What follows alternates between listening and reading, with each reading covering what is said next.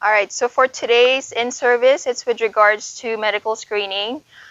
Starting this year, we have added vital signs into our competency, and then that has been added as well in our CBTs. All right, so guide to PT practice. Right now, the pulse rate. So what's the difference between heart rate and pulse rate? Anyone? Okay. So heart rate is typically basically what we get from the EKG. So we can't really technically call when we get the pulse as a heart rate, but we should define it and document it as pulse rate. Pulse rate and blood pressure measurement should be included in the examination of new clients. Exercise professionals are strongly encouraged to measure blood pressure each visit. Without the benefit of lab values, physical assessment becomes more important. And the things that we do have for screening is the vital signs, observations, and reported associated signs and symptoms. So vital signs that we know, the pulse, blood pressure, temperature, respiration, and now pain is the fifth vital sign, and then walking speed is, I guess, called now as the sixth vital sign. And then taking vital signs remains to be the easiest, most economic, fastest way to screen for many systemic illnesses. And it's an easy and effective way to document outcomes. So basically, even if the gait and speed distance are not improved, so you can always check the baseline O2 sat, and then after therapy, you can always get that again.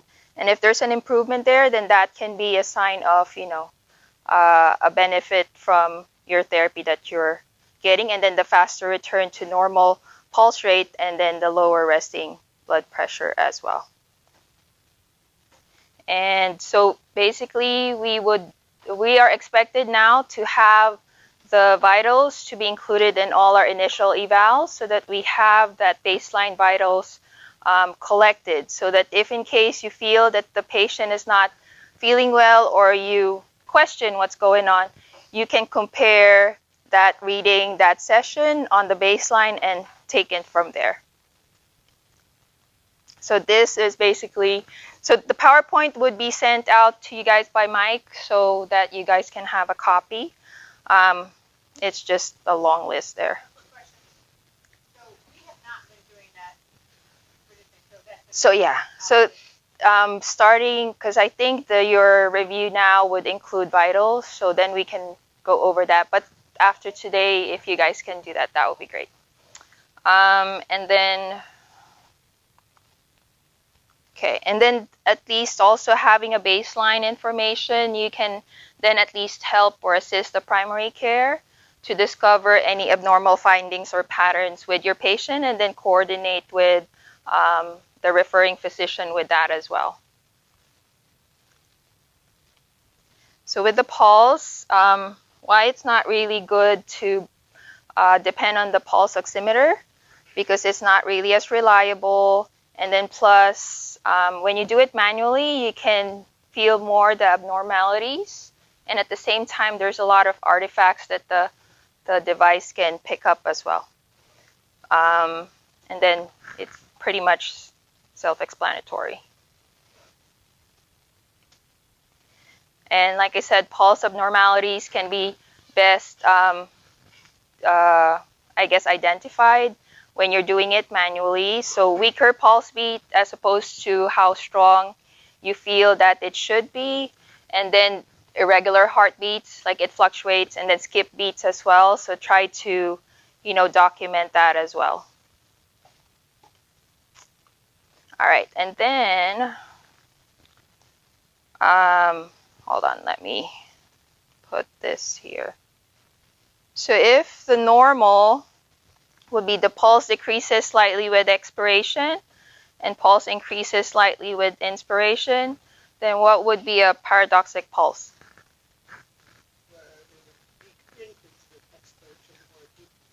There we go. So something to, look at. And then at the same time, and then this happens with COPD patients constrictive pericarditis, and other causes would be pericardial effusion, pericardial tamponade, and tension pneumothorax. And so in what conditions or state will you find the resting pulse higher than normal? Can you give me an example? So higher than normal would be, what would be the resting pulse? What's normal? 60 to 100. So if it's a little bit higher than normal, what do you think might be causing that? Anything? Okay. So things, the medications, yes. So fever, anemia, infection, hyperthyroidism, anxiety, as well as pain. So we see patients with pain, so then that would tend to change their vitals as well. And then when would it be that the resting pulse would be lower than normal? Medications too, yes. And then if it's a trained athlete as well. So medications, example would be beta blockers or calcium channel blockers. So with this, if you're not sure what's going on, so then you monitor the rate of perceived exertion. So, and like I said, this would be given to you through the PowerPoint, at least a good, tool for you to use as well. And then for, let's see, what's the next one? Okay, hold on. And then for greater accuracy, how long should you take your patient's pulse rate? 1 minute, yes. And then if you can feel that it's actually pretty regular, then you can just do 30 seconds and multiply it by 2. And then why is it also important to do it for 1 minute?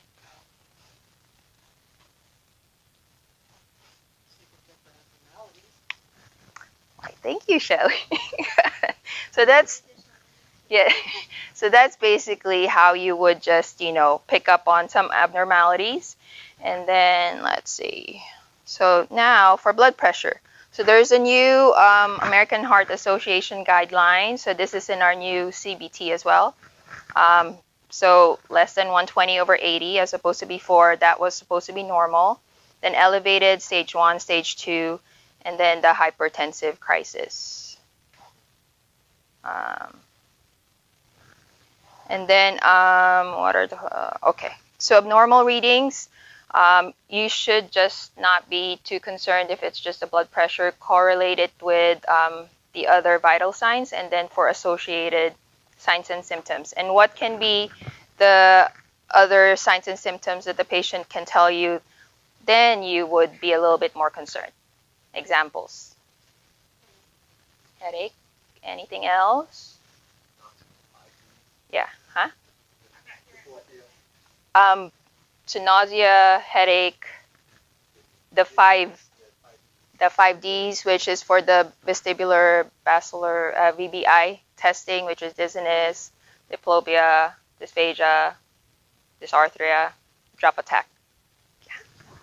So it's in our eval. All right. And the other possible associated signs and symptoms would be the patient looking pale, fatigue, perspiration, and palpitations as well. And next one. So, and then women and blood pressure. So there are other things, cardiovascular symptoms for women are a little bit different. So just try to, ask them a little bit further what else they are feeling. So, and then it says here too, those who are taking birth control pills as well are at risk for other conditions happening.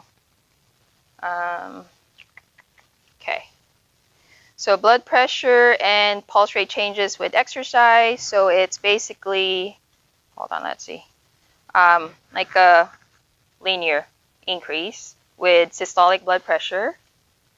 And then with pulse rate as well, it goes up. And with the diastolic would be a little bit of an increase, and then it levels off. And then the abnormal exercise response. So these are the red flags. And hold on, let's see. And then if it increases way too early, too soon, so this can be the reason why. So you just need to assess your patients with that. If they're not used, they didn't really have any exercise program prior to coming to physical therapy. If this happens, then just try to modify your exercises accordingly.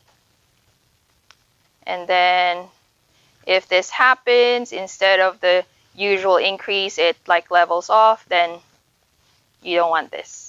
And then at the same time, the reason why you're taking the medication the patient is taking is because this can happen as well.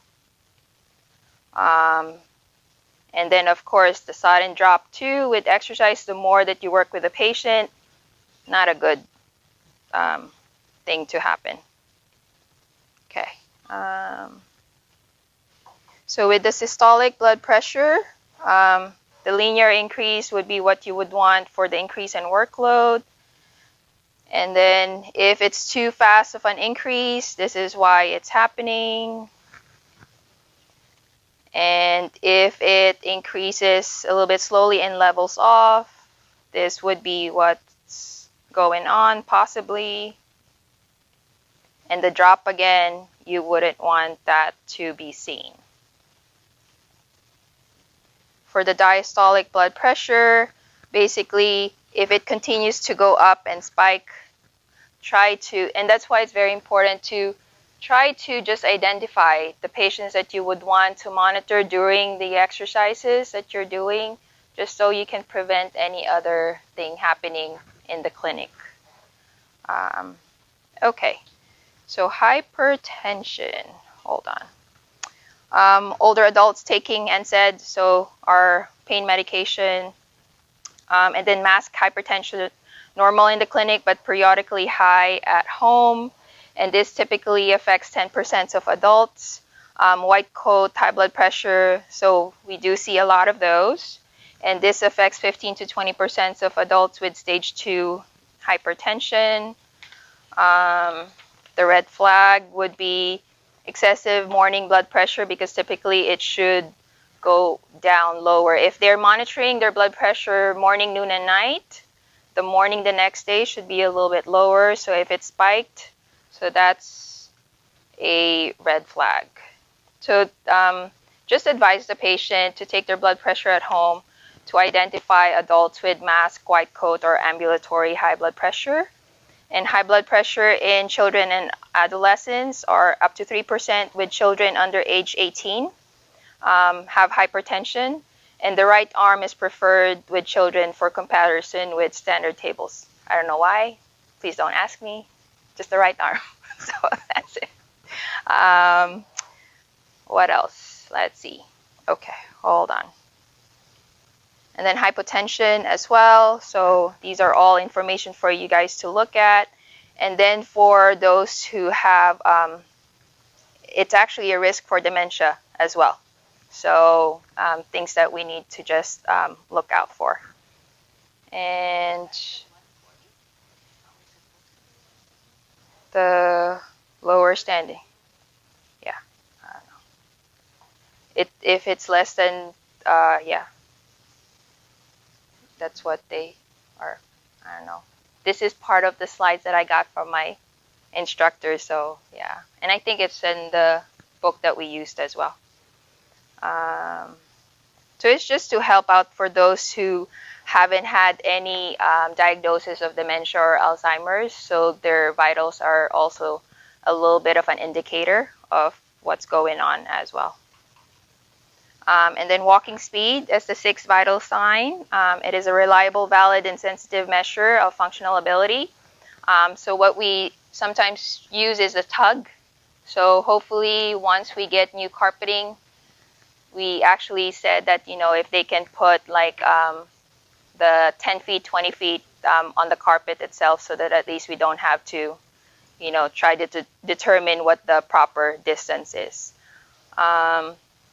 And then as a screening tool, it doesn't really indicate systemic pathology, but it can be used as a practical and predictive vital sign of general health, and can be used to monitor change in health and function. And there is a particular speed for community ambulators, house ambulators. So if you guys want to calculate that, I can give you the information. Didn't want to share it with you, but at least do the tug at some point. Okay, possible scenarios. So go ahead and you can read through that.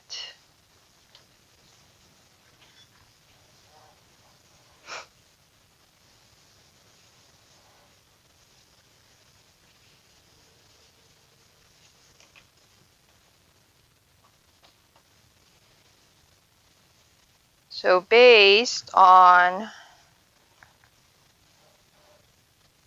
that one, hold on, let's see. Told she, sorry. So this is what happens at times when our patients are deciding to, take or not take their medication. You wouldn't want that. And then second scenario is this. Go ahead and read that.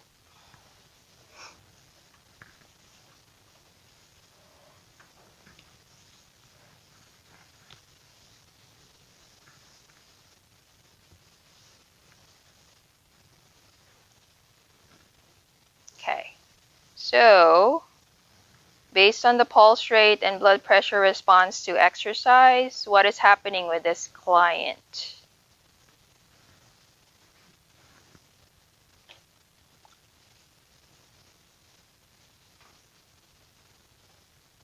Well, the beta blocker is working. Okay. So, yes. Okay.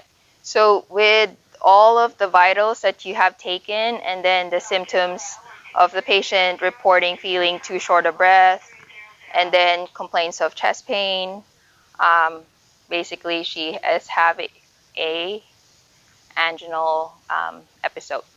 And then because why you would perceive that it's just a anginal and not like a more, yes, it's because it resolved within the 5 minutes with rest.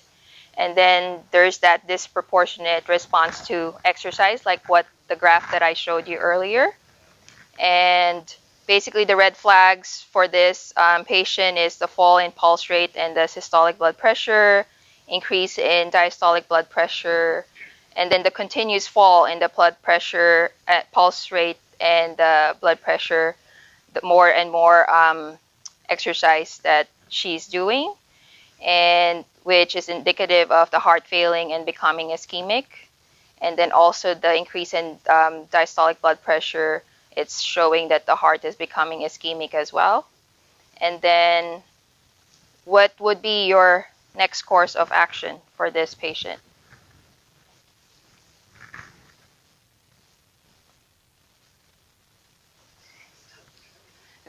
So you basically, so she goes over the treatment mat and sits down, and then you help her, lie down. So basically, your first question is, does this happen typically for you?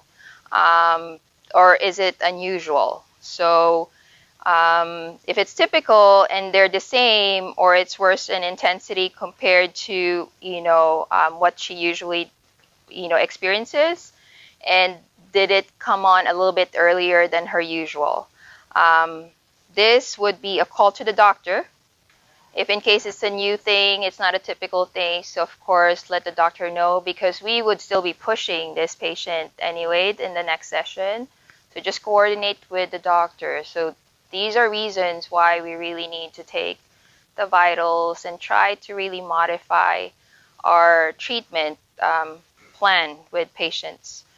And then at that, you can also ask any parameters from the doctor. Okay, when to stop, and then when is it really applicable for her to go to the ER or urgent care or see the primary care for a follow-up. And then once that call has been made, and if you feel and the patient is comfortable having her go home, then that's fine. But you can always, I know it's hard to call the patient again. We don't have that time, but just tell her if she's not feeling still that well, just follow up with the doctor. And then, if possible, the next time too, because you never know if this would happen again, just have someone be with the patient so that at least she won't be driving. Next one.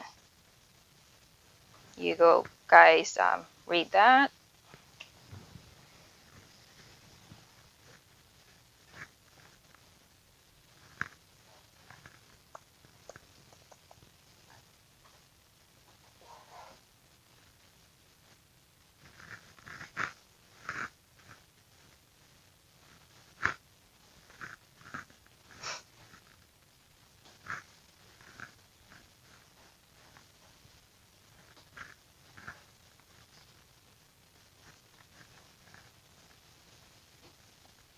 Okay.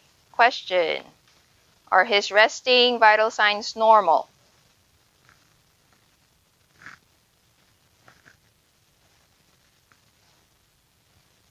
What is not normal?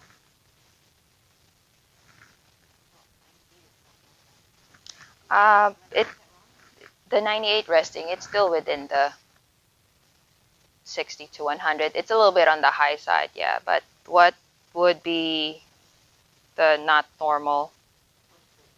Yes. So he's actually a stage 2 hypertension, and pulse rate, respiratory rate, and temperature are normal. Now, is his exercise response normal?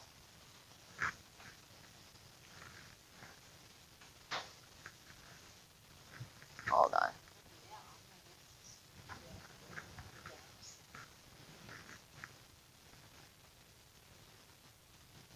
So for the pulse rate, so it's 142. So if you would calculate maximum heart rate, which is 220 minus the age, right? And that's a little bit too much. That's 94%. So that's way too high up. So then that's something that you know, but it's normal if he's not someone who usually exercises. And the systemic blood pressure, it jumped also too rapidly, but same thing if he's deconditioned as well. And the diastolic is high, but it really didn't jump that much, so it's normal. And then at the same time, you would need to look at the post-exercise, so it did go down as well. So go ahead, and any concerns regarding the exercise?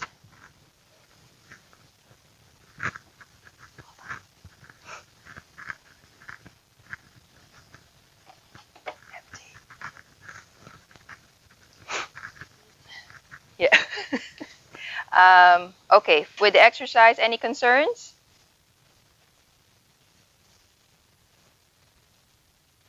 Okay. So because of his comorbidities, he is actually at risk for a cardiac event. So if you would want to set a exercise program, just try to put his pulse rate within 65 to 70% of the maximum pulse rate to begin with to be safe. If whatever you did already jumped it up to 94, might be a little too much. And then you the pulse rate does not return to resting levels after 5 minutes post-exercise, then that's something that you need to consider as well.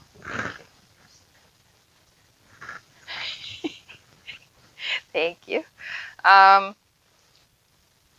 And if you do feel that there is concern, so what is your plan to address those concerns?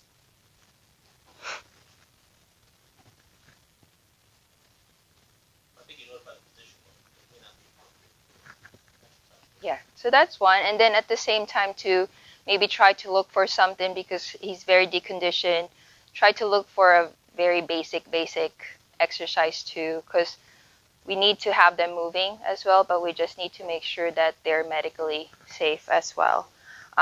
So yeah, so that's another call with a doctor. If the doctor still pushes for them to be in therapy, then just try to be creative and trying to come up with an appropriate treatment plan for the patient.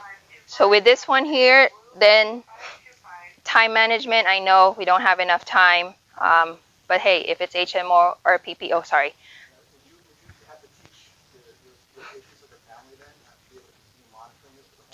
Yes, because yeah, it's something that they need to be proactive about. They need to take care of themselves. Nobody else would, do it for them. So if they don't want any surprises, then yeah. But hey, if they're not that interested, you can only motivate someone who's interested to, take it upon themselves to be more proactive about their health.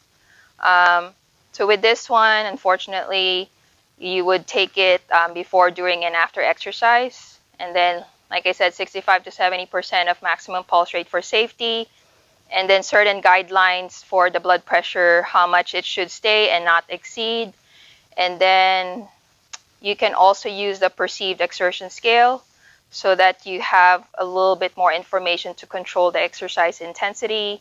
And then if it stays the same, then at least you have something on hand to tell the doctor, you know what, I tried, I brought it down, not tolerating it, he's not safe or she's not safe to continue. And then, so that's for that one. Next scenario. I know, sorry. I need to keep it in the same thing so I don't need to keep flipping. Okay. So you are treating a patient, Greg, who sustained an ACL tear. He has had an ACL reconstruction and is in outpatient PT for sports rehab. He is 21 years old and has diabetes type 1 since age 15. Greg has been in competitive athletics since age 12. Currently, he is on the varsity soccer team in college. He reports he has no known complications from his diabetes at this time and is seen regularly by an endocrinologist who specializes in management of patients with diabetes. So lab values are there. Medication is on, he's on insulin via insulin pump. And then Greg comes to his therapy appointment after school at 4 or 5 p.m. His blood glucose is as follows by his report. Fasting is 110. Postprandial is after eating is 140. At onset of PT today, after school and practice at 5 p.m., it's 90. And then the resting vital signs. And then the exercise that he just did was 20 minutes on the stationary bike at moderate resistance. Question. So in the level of control of diabetes and blood glucose levels, what factors give you the impression that Greg is under good control?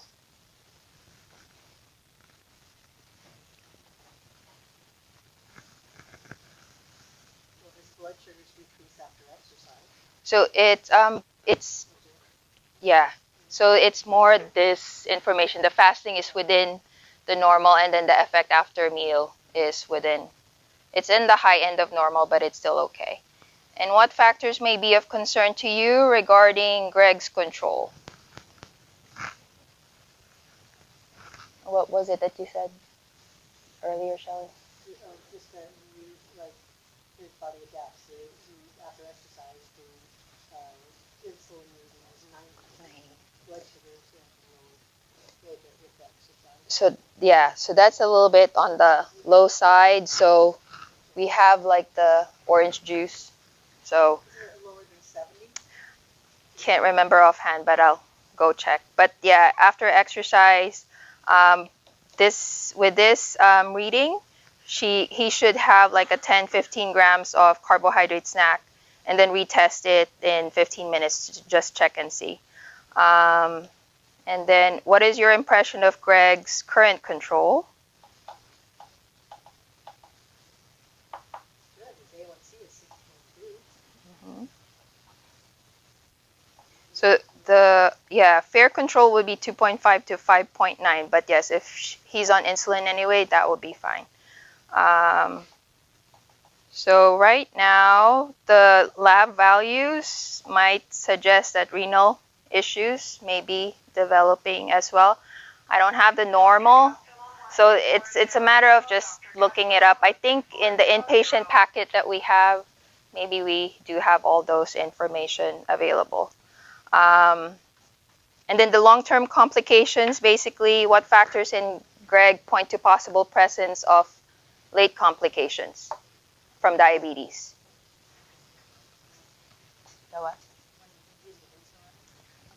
That, and then at the same time, the blood pressure at rest and with exercise already suggests hypertension. And then that's part basically of the late complications of diabetes. And then risks for atherosclerosis, retinopathy, and nephropathy. And then, like I said, the BUN and creatinine too are additional lab values for nephropathy follow-up as well. I know this is too much, but at some point, at least it's good information that we might have if in case, something, a little bit more medical that we see in the clinic.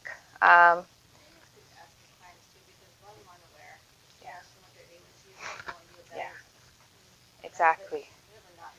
Yes, and that's why I mean it's more just try to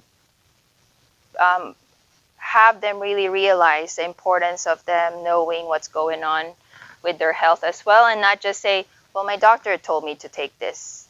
I don't know what it is for. So just have them a little bit more involved with their health. And then, what is your impression regarding the impact of exercise on Greg's diabetes?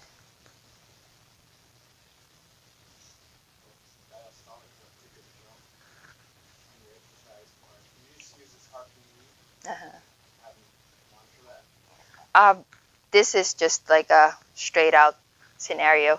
Yeah, it's not a patient per se. But the what? Yes. Uh-huh. So the only thing with this is with just 20 minutes of the stationary bike and him being an athlete, that's a little too early of a increase in his vitals. So it should be able to tolerate that. You would think, but like I said, those are things that you just need to look into athletes versus deconditioned patients, and then how they respond based on their vitals as well. And so let's just move on to another one. Hold on, because there's like a bunch here. So let's see.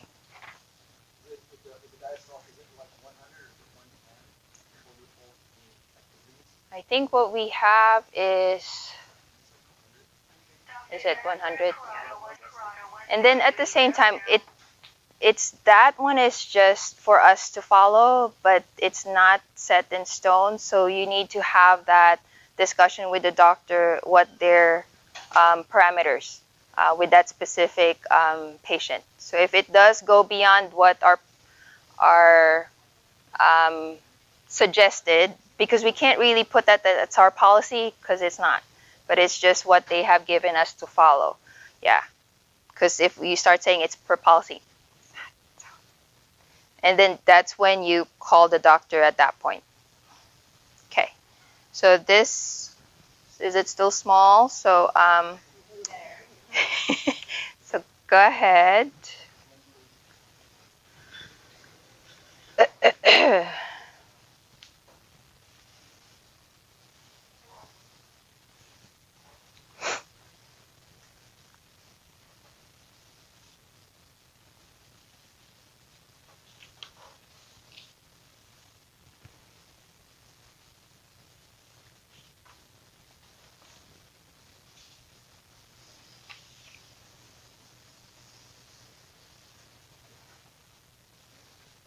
Okay. Are Dave's vital signs normal? Blood pressure? High. Pulse rate?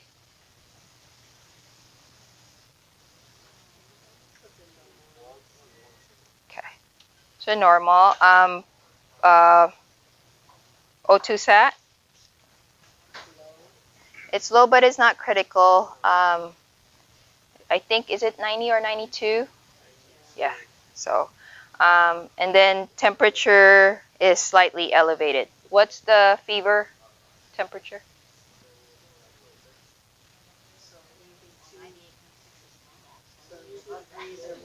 Yeah, but I think there's a specific thing for cats. Something like that, yeah. Yes. And then what stage of hypertension is Dave in? So there's elevated, stage 1, stage 2. Stage 2, yes. And then what lifestyle modification does Dave need to make? Yes. So, but I think he's drinking a little bit way too much than what's necessary.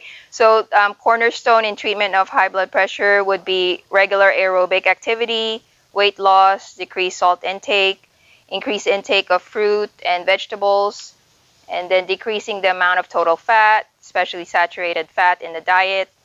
And then alcohol consumption should be moderated, no more than 2 glasses of wine per day for men and 1 glass per day for women. I don't know why less for women.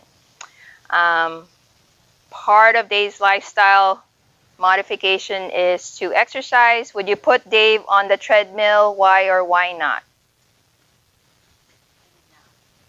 And yes, because one, he's obese and he's deconditioned.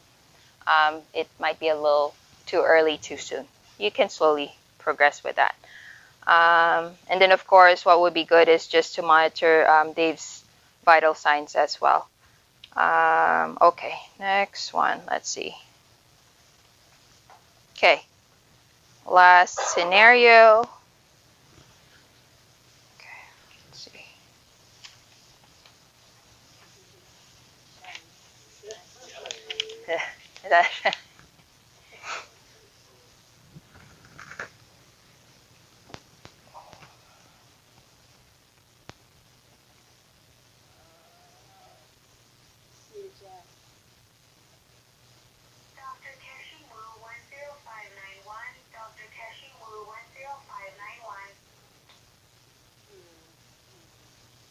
So what possible condition do you think she is having?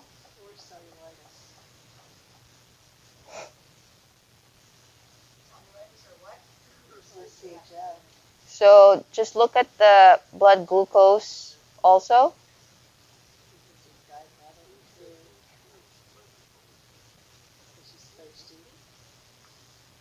Yeah. So the answer to this was actually diabetic ketoacidosis. And what would be your next course of action with the symptoms and signs that she is presenting? What was that?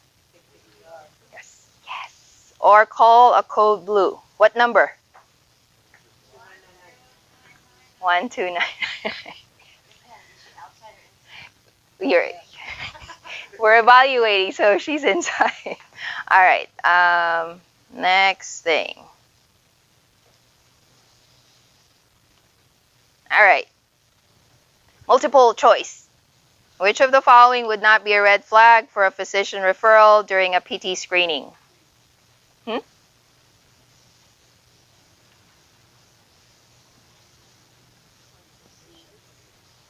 Yes.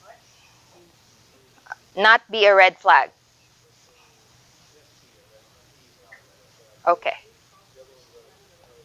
So B, yes. Because the resting pulse rate of 120 or above is the one that you would call the doctor. So it's still within the 60 to 100. Next one. Referral for medical evaluation is advised when resting oxygen. So what was that? D, yes. So 90%. Normal oxygen saturation range at rest and during exercise is 95 to 100. Referral for medical evaluation is when resting falls below 90. So chest pain of musculoskeletal origin is usually felt when? Dr.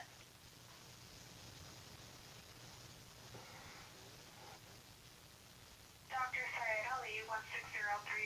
Dr. Sayed 16030.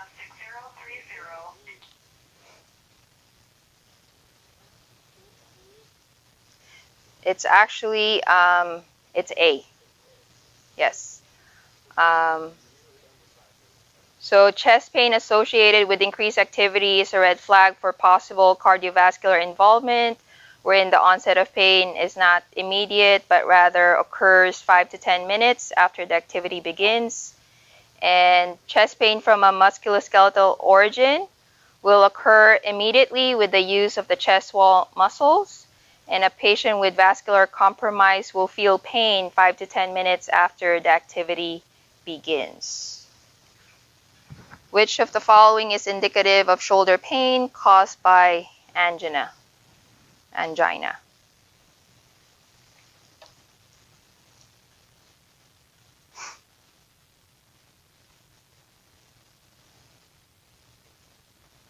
Hmm?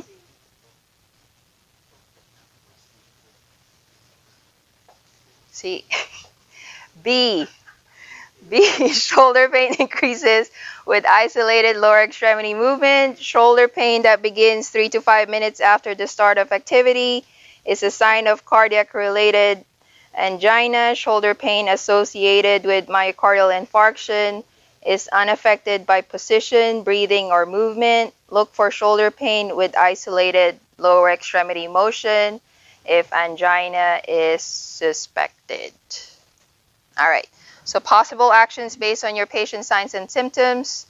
So advise the patient to try to monitor the blood pressure morning, noon, and night for at least 1 to 2 weeks. Give that journal or information to the primary care so that they can determine better if their medication is helping or not, or still appropriate.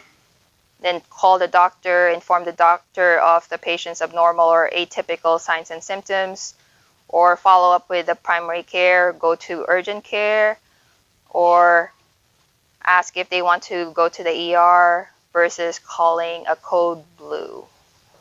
And what's the extension again? Okay, good. And then Ken shared this. So now APTA has a cardiopulmonary series at this point. You guys can check YouTube for all those things that they have posted. They just started it last month, so you'll have more information and that as well. Thank you, Ken. And Dr. Z was my instructor for medical screening, and thank you everyone for listening and for your participation. Any questions? So, yeah. Let's say their diastolic is 122. We really can't let them leave, right? Unless they choose to leave on their own. Yes. Yeah, and we just need to document. And then, like I said, you can ask them, do you ask them to still, do you feel anything else aside from the, the vitals? And if they do, then yeah, ask them, I can wheel you to the ER, even call a code blue. What do you want me to do? But then if they still are very adamant, can't really do anything since they're oriented and all that, then they can decide, yeah. You would want to do a follow-up and call the physician. Yes. Just let the physician know, yeah. Especially if you're pretty concerned, immediately call the physician and then hopefully the doctor's office would call, yeah. Mm-hmm. Yeah. There you go. And we do have yes. So with what Toni K said is that we do have a quick note. So aside from giving the doctor a call, just send that quick note as well. Any other questions? Well, at least the blood pressure. Either I put it in the treatment grid, like at the back. If you want to put it on the eval, that's fine. I just put it in the grid so that whoever would be seeing the patient would have that too, instead of flipping through the eval form. And